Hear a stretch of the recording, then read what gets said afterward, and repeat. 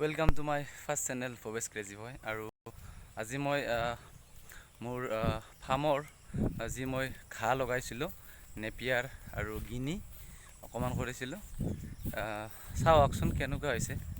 মানে আচলতে কাটিং কৰিব হৈছে মোৰ আজি 90 দিনমান হ'ল ৰুবলৈ।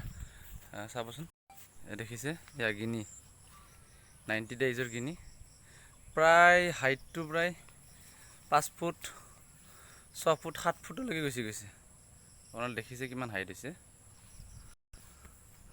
আৰু এইফালে এয়া সোঁফালে এয়াল গিনি 3 লাইন আছে। এনেকৈ অলপ হালি বাগৰি পৰিছে। এই মই দেখাই দিছোঁ, অলপ বতাহৰ কাৰণে বহুত ওখ হোৱাৰ কাৰণে বাগৰি পৰিছে। প্ৰায় 10-12 ফুটমান ওখ হৈছে। আৰু এয়া মই কাটিং কৰিম। কাৰোবাক যদি নেপিয়াৰ ঘাঁহৰ শিপা লাগে তেতিয়াহ'লে মোক কণ্টেক্ট কৰিলে হ'ল।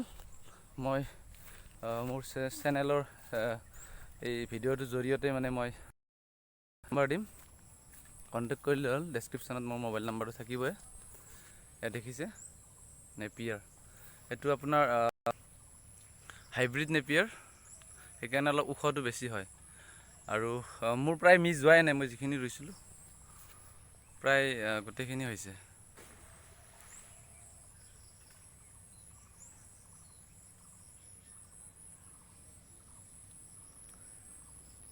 এয়া এবাৰ কাটিং কৰিছিলোঁ মই, আকৌ বখা দিলে। খুব কম দিনৰ ভিতৰতে কাটিং কৰিব চাগে আজি 20-25 দিনমান 20 দিনমান হ'ল।